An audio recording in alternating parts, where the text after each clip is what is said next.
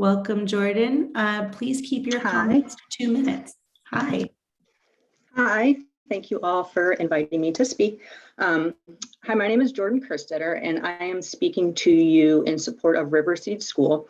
I am a resident of Ward 7 in the Mayfair Parkside neighborhood, and I am also a former DC educator for 15 years. When moving to the neighborhood I now reside in, my daughter was 5, and there were not very many public or charter schools in this neighborhood that met my daughter's needs or what my educational philosophy aligned with. And so I, like many of the neighbors I speak to now or community members that I know, go out of ward bounds to choose a charter school, or as my daughter is now, out of city bounds. I have the privilege to be able to take her to another school because I have not found one in my neighborhood that, again, aligns with her needs or my philosophy of education. I believe that I know and believe that there are other neighbors and community members that also travel outside of Ward 7 and DC lines to find an education that aligns for what they need. I believe that Riverseed will accomplish this of meeting needs with their Montessori teaching and strong teacher leaders. Thank you. Thank you, Jordan. All right, Brianni, next up we have Mosadi Pooler.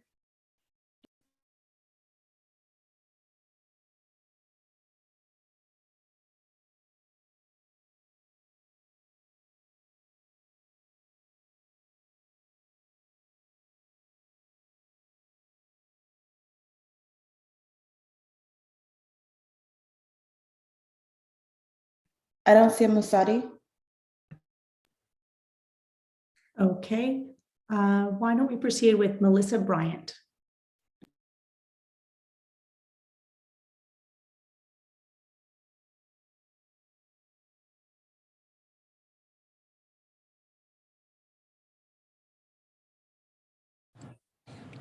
All right. Hi, good afternoon, Chair Leah Cruzy, and to all the board members. Thank you so much for allowing me to speak today. My name is Melissa Bryan. I've been an educator for over 15 years. 13 of them have been in DCPS. I've taught majority of my time in Ward 8. And I would like to also extend my support for the Riverseed School. I just got a little 3-year-old, so as I started looking at all the little pre-K programs, most of the schools I knew because I've been in DCPS for a while, but I was really intrigued by the Riverseed School. So when I went to look them up, I realized that they were a Montessori program and that they were going to be east of the river, and that was really exciting to me because I currently live in Ward 7, and I know that the waiting lists are very long for the Montessori programs, and there aren't many options for parents who want to send their child to a program who live east of the river. When I attended open house, I was really struck by the values and the principles that Zani and Ebony had. And 2 things really stuck out to me about the school. One is this idea of being co-creators. We oftentimes can fall into adultism where we feel like, oh, we're the adults, we know this, everything about every kid, and we do all this stuff. And like having them really talk about like how they co-create their school with parents and with students, most importantly, like really inspired me. And then secondly, I am a family engagement, like I love it. So like I was one of the first 5 schools to do it in DCBS. I have trained a lot of teachers. I've done it all across the country. And when they asked an open house about the hopes and dreams that I had for my child, I was like, oh, just my whole heart just made me so happy. And so there are 2 hopes and dreams that I have. Well, I have more, but 2 that I'll share. And one is we all have gifts. So I really hope that my daughter Zuri is in a place that really fosters her gifts and really unlocks her potential, even at a young age, right? And then 2, I really want her to go to a school that believes in the power of little people, like little people, even if they're 3, 4, 5. They have things and wants and needs and ideas and ways to make our community stronger. And I really believe that the Riverseed School will do that for their students and will be a place that adds value to our community. So yes, please approve their facility for the Montessori program. Thank you. Thank you, Melissa. Okay, Brianni, I think we next up have Claire Golston.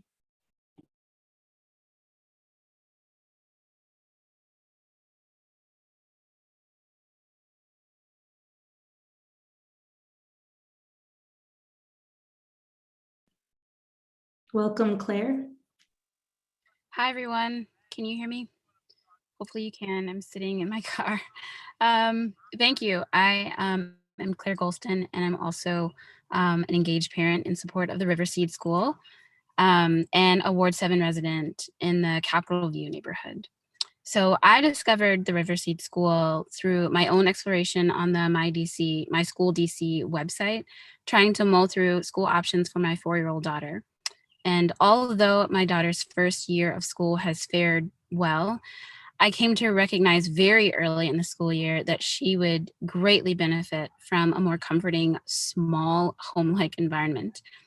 She did not do daycare or anything like that beforehand, and thus my intrigue with the Riverseed School. And in my talks with other neighbors with small kids, I knew that I wasn't alone in this. I was struck by the school's Montessori approach to learning and child development, their intentionally small classroom sizes in a schoolhouse setting, its close proximity to our house. It would take me maybe 4 minutes to get there, which is a big plus, and the values that affirmed my family's ethnicity and our express focus on care of nature. In finding the Riverseed School, I never felt that I stumbled across another charter just trying to market a gimmick to my neighborhood, but rather a community and a philosophy of community building by 2 experienced Black female educators, Zani and Ebony, who are using their gifts to pour into my neighborhood's children. And this is very important to me as a mother raising 2 daughters in Ward 7. I'm particularly drawn to how thoughtful the educators have been in their community and their parent outreach, and how they are steadily building community partnerships in Ward 7 and 8 that will no doubt create a more holistic education for the students who will attend. Our Ward 7 children need and deserve a quality learning experience that involves gifted and passionate teachers and community leaders who are willing to be a haven and a village for our families. And the Riverseed School will provide more variety and quality to a ward that too often lacks both, in my opinion.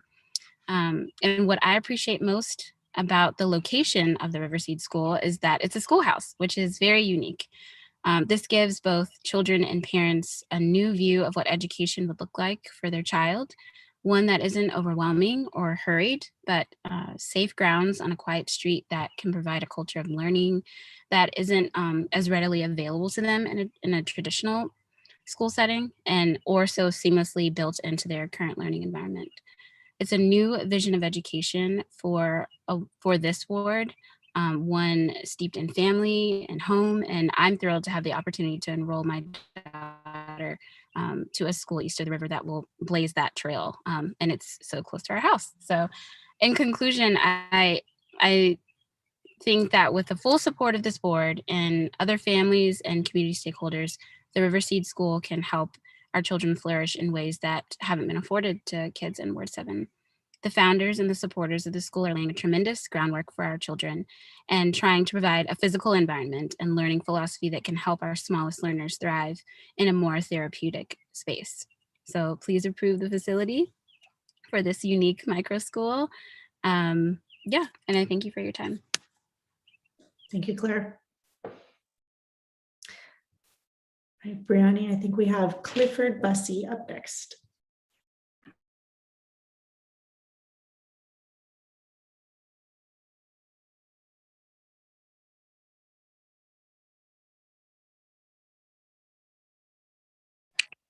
Hey everybody, my name is Cliff. Thank you so much for allowing me to be here. I am also calling to show support for the Riverseed School. So I'm an educator and I've been an educator for about 8 years. I've worked with Jordan at a previous school and we've learned that our philosophies closely align. And the reason that matters is because over the summer, I was able to attend a Black business pop-up where I met somebody selling candles. We had a conversation. She said that she worked in a Montessori program and she knew of 2 teachers who were starting their own Montessori program. And the reason why that was important is because I started my own program over the summer. And so we had a good conversation about that. And as I started my program, somebody who worked at Wildflower, that's the parent organization of the River City School, they sent their daughter to my camp, and she liked how my camp was moving. And so we had a good conversation about my joining that organization. And then she introduced me to Ebony and Zani. And I think that that's amazing because I was able to have 2 touch points with them without being in their peripheral vision, without even having worked with them. And so we set up a call and we had a conversation. And I knew instantly that this was 2 brilliant women who knew what they wanted to do and how they wanted to do it. And so when I dug in and I did research on their school, I saw that they have beehives. I saw that they want to work in gardens. I saw that they want children to be able to work in gardens. I saw that they want children to be able to know how to create for themselves. They wanted to teach children how to be productive citizens, how to be citizens that knew how to take care of their space. So in the space that they're asking for, I know that it will be put to good use. I know that the students will learn to take care of that space. I know that the family will be directly engaged in that space because they truly want to create a space for students to learn, to grow, and to become the citizens that we all want to see in the world. So again, I truly do hope that you all approve their facility so that they can continue on this path. Thank you. Thank you, Clifford. And Brianni, I think we have Lauren Digby up next.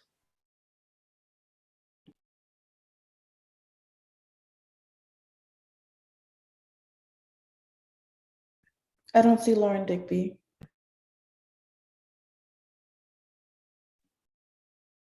Okay.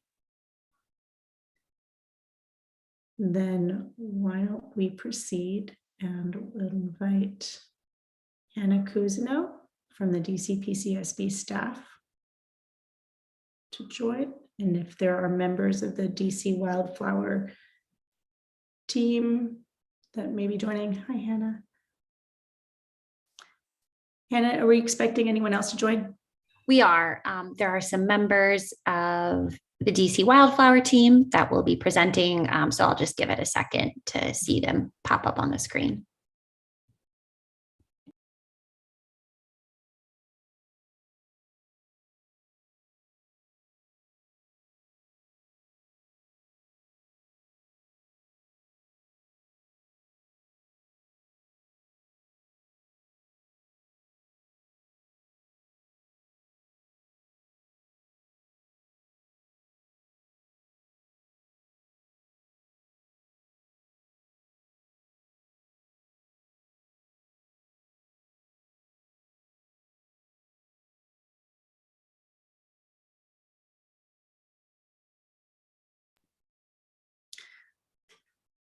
Welcome, Wildflower team and family. Before I begin, I think we have everybody here. Am I right, Wildflower? Okay, good. Are you interested? No, she just hit me up. So actually, Rochelle is trying to get back in. That might be her with my name, actually, the second. I know, I saw her briefly, yeah. Well, I'll wait a second. Okay, thank you. Is that your hand? Hello? Hi, Rochelle. Oh, that's actually is that Lauren Digby? This is Lauren Digby. Yes, I was like, I'm here. I didn't get any sort of pop-up or anything that let me speak. Lauren, why don't we go ahead? You have 2 minutes and Wildflower team will start again in 2 minutes.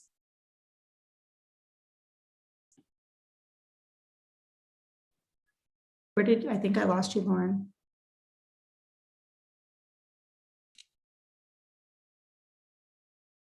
Yeah, she was just on. Oh, she's like, she's here. Why can't they see me? Okay, oh, here she is. She's here again. Okay. Okay. It keeps, hi, it changed me back to an attendee. Can everyone hear me? We can hear you. I can hear you. Okay, wonderful. Sorry about that. Go. No, that's totally fine. I'm super excited to be on here and to lend my support for the River Seed School. I live in Hillcrest in Ward 7. I have a 3-year-old son and a 16-month-old daughter. And so we are just getting started in the DCPS landscape, if you will.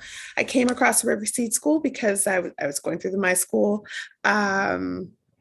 And you can do the filters. And I decided to put in everything that would be a dream for me to see my son go to and attend. And the Riverseed School popped up. I am really excited to have the opportunity or the possibility to send him and my daughter to a school that is small, that is Montessori based. One of my concerns as a parent is that my child might get lost in a larger system.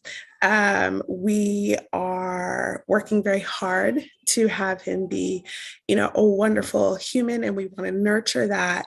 At the same time, through my own experiences as a mom, as an educator, as someone who came up in Fairfax and Loudoun County schools, often certain children are lost, and sometimes the quiet, kind ones can be forgotten.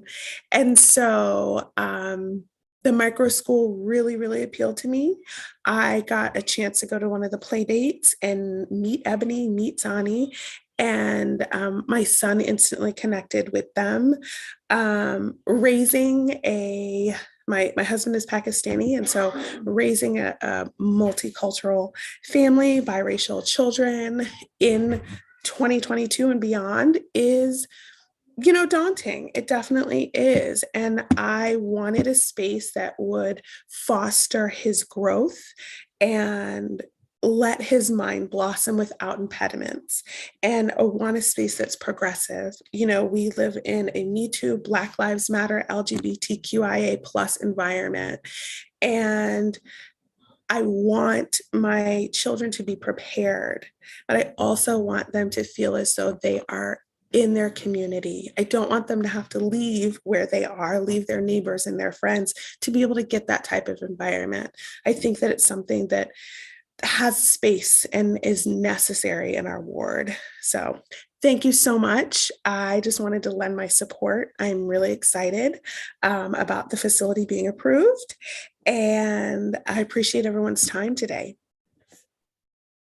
Thank you, Lauren. Thank you.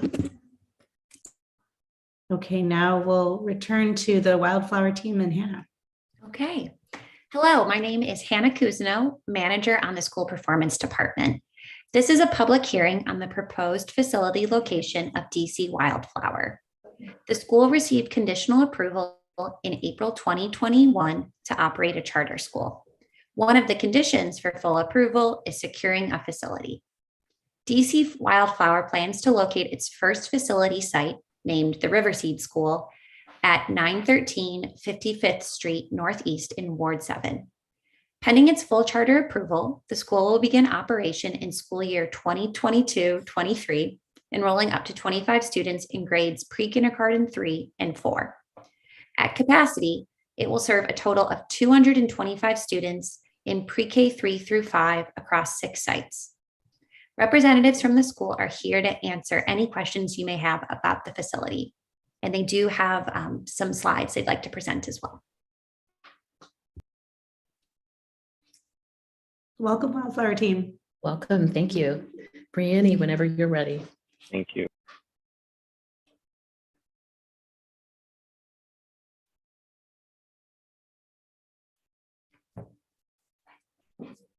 Thank you. We can go just to the second slide.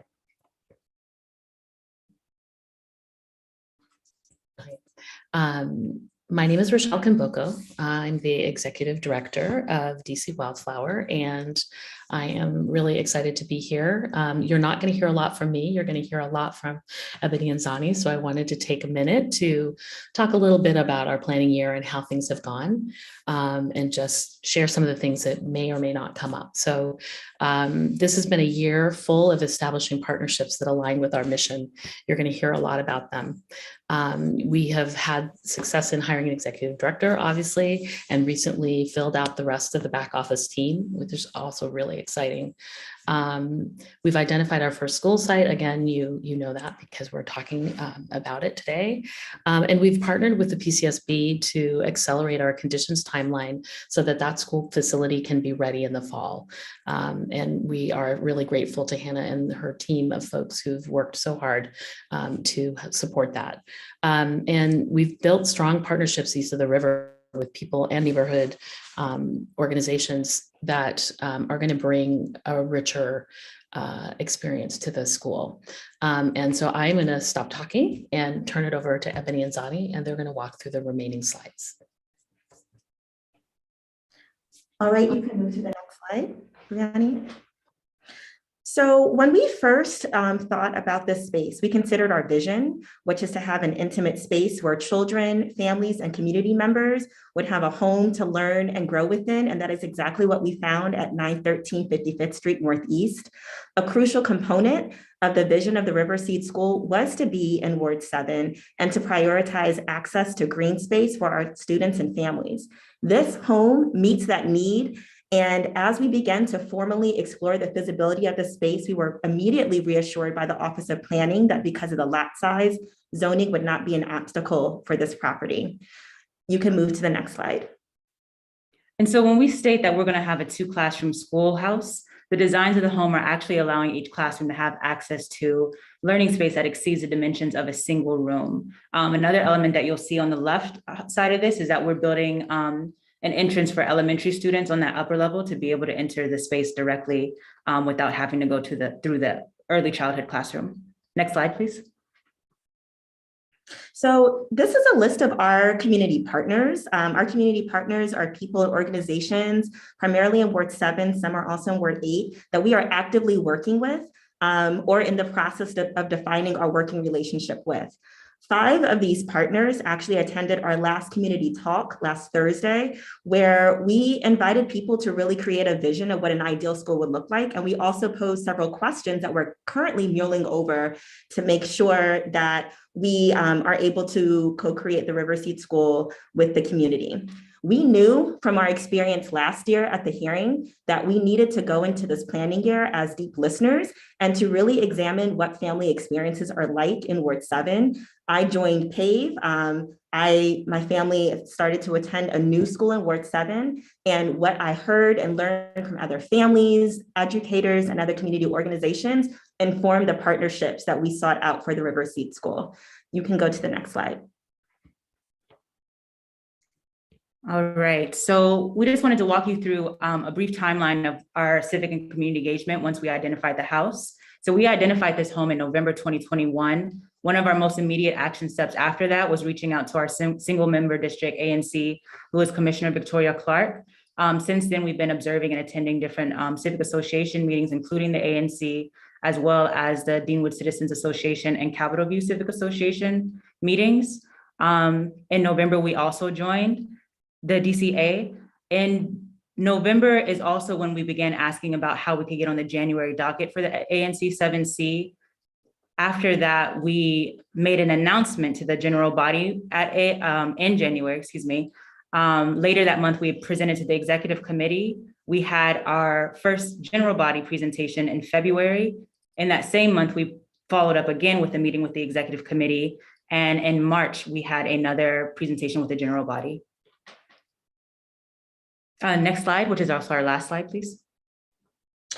So this slide really just demonstrates the path that we're currently on and just our future participation with our families and the community. We actually received direct feedback from our ANC Commissioner Victoria Clark about what we should do, and we followed that to a T. We gathered petition door to door in neighborhoods because we heard that it was important to show community support. We also gathered other names at grocery stores, parks, and during our play dates. We also have an online petition as well that was also with the advice that she gave us. We have held 2 community talks. In February, we had one with community leaders from like the Deanwood Citizens Association, our State Board of Education representative. In March, we had another meeting, and that's what we had last week with community partners, where we really thought about what this would look like to create this in community. We've hosted 2 play dates. with families in February and this month. And we will also, moving forward in the future, host a learning series over spring break at the Ladera Gardens, and another one with one of our partners, Play and Thrive at Mayfair Paradise. We look forward to these play dates and home visits throughout the summer as we meet our families. And since we have found success with our community chats, we continue to make that part of our practice as well. We look forward to being in continuing conversation and community with the Deanwood and Burville neighborhood for the Riverseed School. And that is it for our slides. Thank you. I'd like to invite questions from members of our board for the Wildflower team.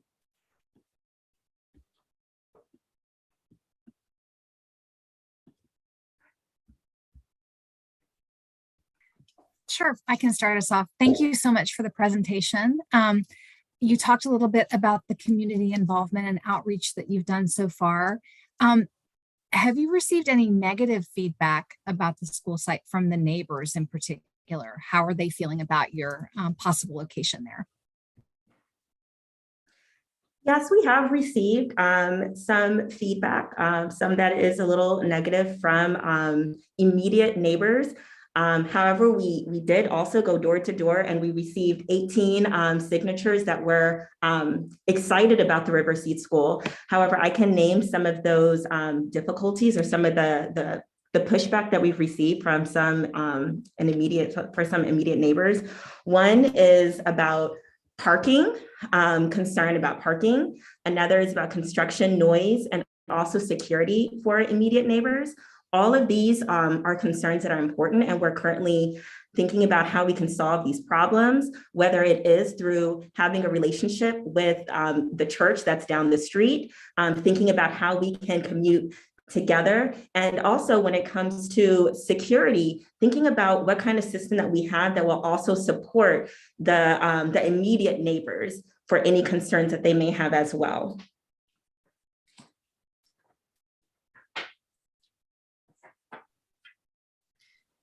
Thank you. I'll have a follow-up question here. Jim, I'm sorry, I saw that you unmuted. Did you want to go first? You go ahead. My related question to neighbor dynamics is, understand you've got some renovation plans over the summer and the timeline is a bit tight. Having gone through work on that in my own house, I know that sometimes timelines get shifted. Do you have a backup plan if the facility is not fit for occupancy by the start of the next school year? So we've built in kind of two layers of contingency. One is that we're working with a really experienced school construction design and team. The architects and the construction team are both very experienced. And their proposed first line is to really work on making sure that we're coming up to code and that the first floor classroom is ready to be used. And then if we are running short of time, then they can really focus on those. The second floor, we actually don't need except to house staff, the back office staff. And there are additions like a lift that if we actually don't have anyone on the second floor, then that's a later construction. So we're hopeful that any kind of accommodation can happen in that way. The other good news is that we have started, Ebony and Zani have already started to form relationships with the church on the corner, which does have space that isn't being used during the weekday. And so if we really find ourselves in a situation where we need for a week or two to have a place for 18 children and teachers and materials, we feel confident that we can start to have that conversation with them as well. We're in that space where we've talked about parking and we've talked about partnership, and my understanding is that they've raised that question, but we haven't really, we didn't want to scare them off by starting with, could you house us for 3 weeks, if we run out of space. So those are the two kind of layers that we have in place right now. Thank you. Go ahead, Jim. I'd like to thank the Wildflower Riverseed team for the excellent presentation. The house is beautiful. Congratulations. I think any parent would be thrilled to drop their student off at a place that looks like that. I know that the lottery results won't be announced until April 1st, but how many applications do you have in hand? And among those that you have, how many ranked you among the top 3? Hi, so currently we have 61 applications. And for families that have ranked us in the top 3, we have 18, which for us is actually ideal because that is our desired enrollment number so that we can have 9 PK3 students and 9 PK4 students. And those are the exact numbers that we have. But we do feel reassured in knowing that we've more than tripled our desired number of enrolled students. In addition to that, we have 3 families currently in the post-lottery application for our school. Of us being the whole team being experienced educators in DC, we know that churn is also a real thing. So we're continuing to do active recruitment as we host these play dates and are just continuing to build partnerships in our Burrville and Deanwood community. Thank you.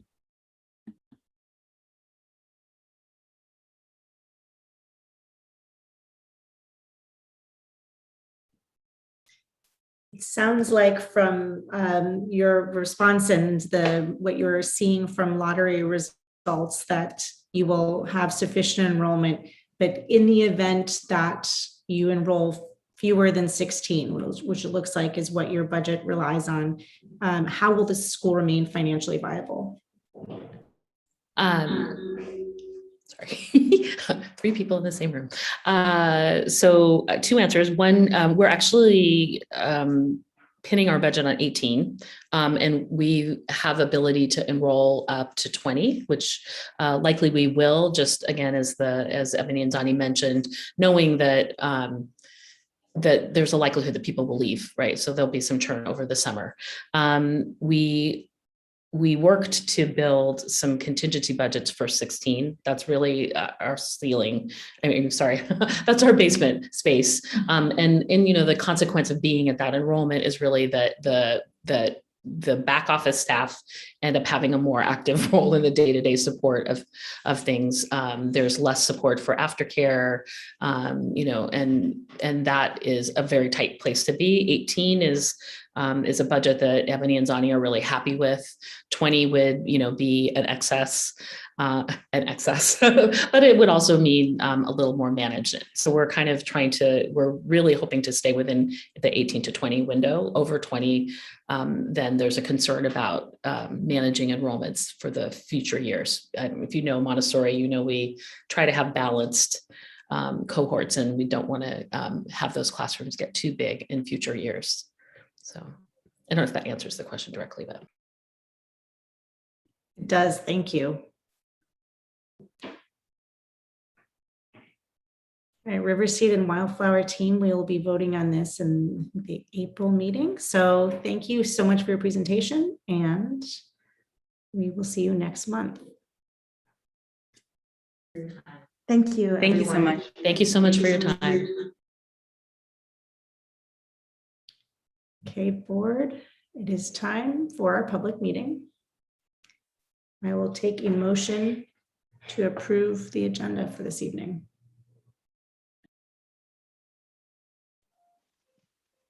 I move to approve the March 21st, 2022 board meeting agenda.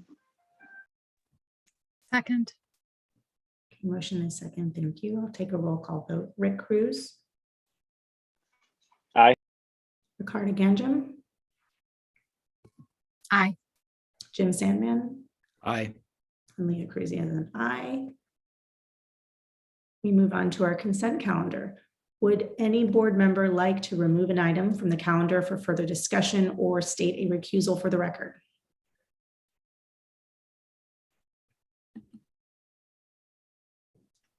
Okay, then I will take a motion. I move to approve all items on the consent calendar. Second. Okay, roll call vote. Rick Cruz. Aye. Ricardo Ganjam. Aye. Jim Sandman. Aye.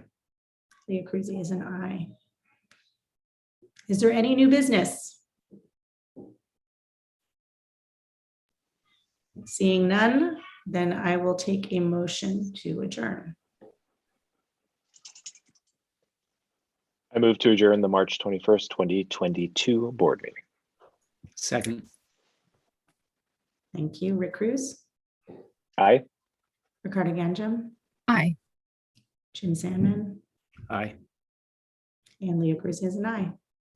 Thank you, everybody. Thank you, Gianni.